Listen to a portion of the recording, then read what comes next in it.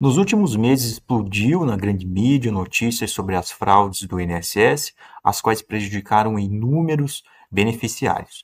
No entanto, para peritos judiciais, assistentes técnicos da área de grafoscopia e documentoscopia, bem como para advogados que trabalham com o direito do consumidor, isso não é novidade. Essa prática se intensificou no período da pandemia, o que reflete até hoje em uma alta demanda de laudos grafotécnicos e documentoscópicos acerca de assinaturas e contratos questionados. Nesse vídeo eu vou falar um pouco sobre uma técnica de falsificação muito comum nessas fraudes do INSS, a imitação servil. Bom, nessas perícias, o que eu sempre observei, além de outros colegas também já terem observado, é que os falsários, eles buscam alguma matriz para realizar essa falsificação. E se tratando de falsificação por imitação servil, ela é uma imitação lenta e que precisa ter um modelo específico. O falsificador, quando ele realiza uma falsificação por imitação servil, ele fica atrelado ao modelo. Nos últimos anos, a CNH ela se tornou o principal documento de identificação das pessoas.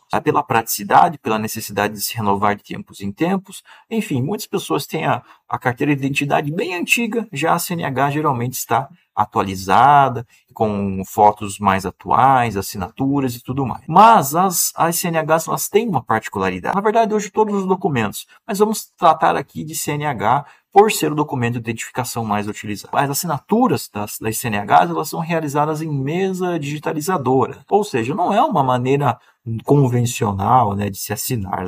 Nós estamos acostumados a assinar no papel, com caneta esferográfica e tudo mais. Ali não, né? Ali existe uma tela, existe uma caneta estilos e o usuário ele faz a assinatura dele ali sobre aquela superfície atípica, um vidro, tem uma desliza com mais facilidade e tudo mais. Por essa razão, quando alguém realiza, geralmente, a maioria das pessoas, quando elas realizam uma assinatura nessa superfície, elas têm dificuldade e isso acaba refletindo na morfologia dessa assinatura. Essas assinaturas coletadas em mesas digitalizadoras, geralmente elas têm morfologias que nós chamamos de afastamento. Aquilo é feito pela pessoa, mas totalmente diferente de outros paradigmas que ela já realizou. Então, é comum para nós, peritos, observarmos justamente isso, que a pessoa, às vezes, ela tem uma série de hábitos gráficos, né? Esses hábitos gráficos, eles estão ali nos padrões naturais, nos padrões gráficos, mas aquela assinatura da CNH, que é coletada digitalmente,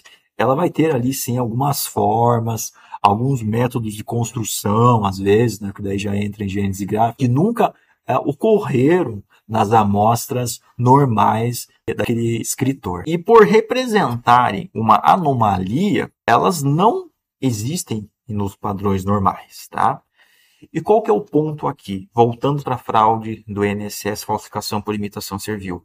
Geralmente, quando existe falsificação por imitação servil em um processo de fraude do INSS, fraude bancária e tudo mais, você vai constatar o quê? Que a assinatura questionada, ela é uma falsificação que ela reproduz aquelas anomalias que constam na CNH.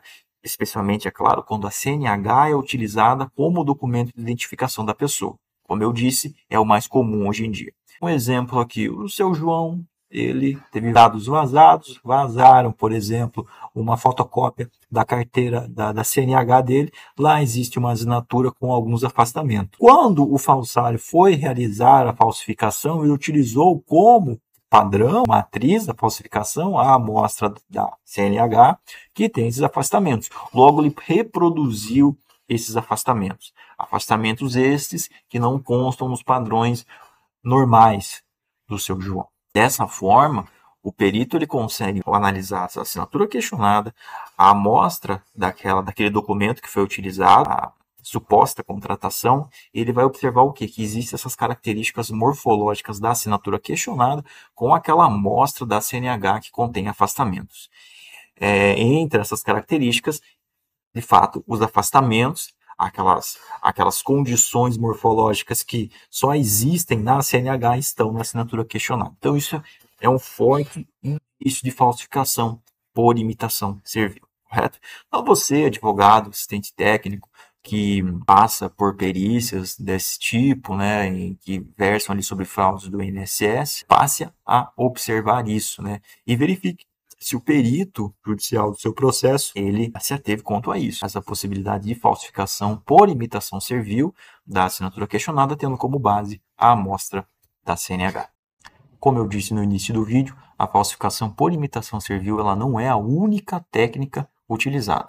No entanto, é sim a mais comum. Se você já se deparou com uma falsificação por imitação servil ou ficou com alguma dúvida sobre o assunto, deixe um comentário aqui embaixo. Um abraço e até a próxima.